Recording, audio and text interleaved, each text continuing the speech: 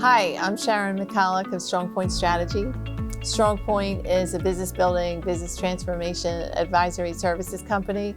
We help other leaders and teams and other companies advance and grow their own businesses. And we have a leadership series called 25 Rules Needed to Lead. And today I'm here with Cassandra Toby of the Prosperity Center, and we're talking about rule number 17, which is wear your moral compass on your sleeve. But before we get to that, I'd like to hear from Cassandra. Maybe you could tell us about yourself.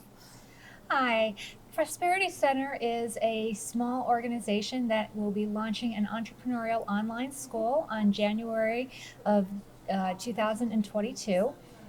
And the school's purpose will be to help to entrepreneurs or those thinking about starting a business to formulate their ideas, to develop a feasibility plan, and then to build a business plan from that feasibility plan and provide the coaching to help launch the business. Okay, perfect. Yeah, thanks. So, rule number 17, and wearing your moral compass on your sleeve. So, tell us what that means to you. What morals do you feel like you want to wear on your sleeve, or you want people to know, or do you actually state your morals, or tell us a little bit more about that. What does that mean to you? Well, I think that I don't come straight out and say what my morals are, but I think that the way that we do business can often demonstrate what our morals are, or we hope demonstrates what our morals are. For myself, it's about being honest. I'm extremely passionate about working with entrepreneurs and helping them to be successful. And so I hope that I kind of wear my heart on my sleeve as much as my morals. Right. And so they know that that passion exists, and that when we were talking about this prior to taping today, I was thinking that the doctor's motto of first do no harm was going through my head. And it's kind of my thing. It's that I want to be there to support. I want to be there to provide the tools and the encouragement necessary to help someone through the startup phase of their business as they get going. And there's such a joy for me in watching that initial phase occur. Right.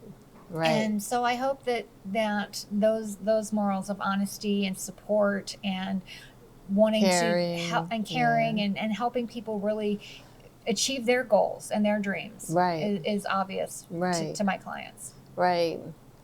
Yeah, I see that. I mean, I was this, your honesty and your transparency, your authenticity, just even in our conversations, I find really comforting. And, when businesses are starting out, that's so important to just be frank and upfront. But I was just listening to, your idea that, that was running through your head about first do no harm, and that struck a chord in me. And what I find is, I'm curious, what happens, or what do you do when you feel like people are starting a business, or just really any of your business relationships, that people are doing it for the wrong reasons, or maybe they're, in your value judgments, perhaps being unethical or immoral. I mean, that's one of the toughest challenges. How do you handle? Is there a graceful way that you handle that? Oh, that's a tough one. I think ultimately you have to stick by your own moral code, and I don't believe that I could honestly support something that I thought was truly unethical and that was going to harm other people. So I would have to bow out. I mean, I would do it professionally, and I would just say that, the direction that they were choosing, that ultimately everyone has that choice to make. That's all Right. about free agency, Right. as far as I'm concerned. Right. And my morals dictate that everyone has their own free agency.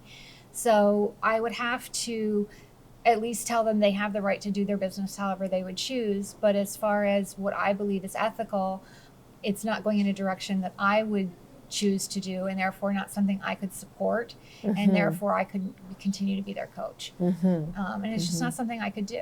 because I wouldn't want my name as eventually associated with helping something like that to be successful. Right, right. Yeah, that's a good point. I mean, I often find myself if I'm in the midst of a difficult transaction or a negotiation or conversation, even. Um, I've actually used psychological and clinical counselors to teach me and my strong point colleagues about the words to use. Like this is not productive, or perhaps this isn't, a positive, supportive road we want to go down, and we would like to stop at this point. Sometimes it really does come to that. What I'm thinking is, in terms of morals. I mean, is that something you would recommend to your business leaders, to write down their morals or have a value system, or tell us about. I come from a nonprofit background, and it's not uncommon for nonprofits to actually figure out what their values are as a company and post their values. Right. And to be able to say to the world, this is what we stand for, and this is what we intend to achieve.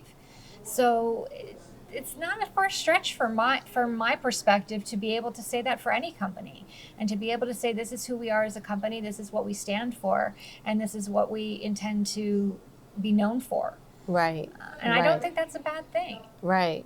In fact, I find that when you do that, or you think about it, and you actually try to write a value statement or a mission statement that has, or even, we have here morals, like even within teams, we decide as a team or as customers that we're going to tell each other the truth. If we find a discrepancy, like in invoices or payments, as an example, we'll bring that to the forefront. Like even if you define some of those rules for yourself in advance, I'm just curious to see if any of your experiences have really tested those, your morals or your beliefs. Anything come to mind? I don't think I've ever had anything really test my morals, specifically that I can think of. But I think that in any situation, you always have multiple people, and especially in a team, that come from a different background. And so you have to find that common ground that we talked about in one of your other roles, that you have to find that thing that can work for all of you. And sometimes you have to be able to say and stand your ground and just say, I'm not willing to do this, like you use the words productive, that this isn't going to be productive in this direction, Right. going in this direction, or going forward. With a team member, I think that you have to just say, I don't agree with this. Right. And sometimes that can be difficult. Right. That can be hard to move forward and be productive if one of you wants to do something that the other thinks is unethical. Right. You bring up a really good point. I mean, as the world gets smaller, you're making me think of not just moral codes, but we're so culturally diverse, right? And we come from all faith walks, and some of our faiths or some of our life experiences are diametrically opposed to the people we're working with. I mean, I have examples where people of Muslim faith don't necessarily believe in taking pictures, or they don't honor the same holidays or the same traditions, right? All of these things. And so I think it's important to at least know, the moral makeup of the people you're serving or your partners, so that you can have that conversation. I don't know if, what are the words or strategies that you could teach us that would, show how, how to interact with people you don't share the same morals.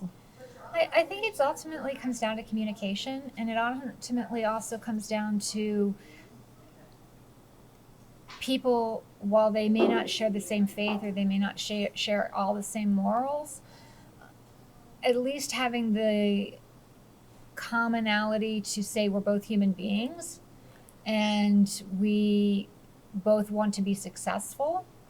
And if you can at least agree on those two principles, then hopefully you can find a way to work together outside of things that don't compromise each other. I was actually thinking that when you were talking and mentioning, religious beliefs in the workplace and things, at one of the nonprofits that I worked for, the CEO said a prayer at every board meeting. And, whether there were atheists in the room or whether there were people of Muslim faith or whether there were, people that were agnostic or whatever the case was, that was how he started. He had a goodwill prayer that he read and he said at every single board meeting. And you just kind of got used to that. That was the culture and that was the way that the business was run and that was what he felt was appropriate. And so I think that when you develop your own business or whether you go to work for someone else, that should be part of your decision-making process too. I think a smart person, we get taught nowadays that when you go to interview for a company and you're trying to get a job, you have the responsibility to interview that company as much as they have the responsibility to interview you. Right. And one of the things you should do is find out what their moral code is. What do they stand for? Right.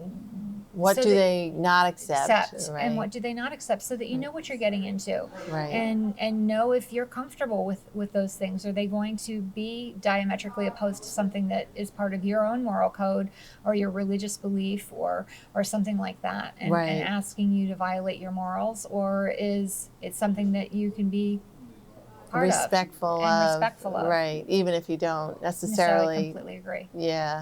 Yeah, I think, thanks, Cassandra. You really bring up a great point, which is that, we all were raised and, have developed for ourselves and for our businesses a moral code. And I think what you're reminding us all is that if you know them or you state them or you live them, as your example,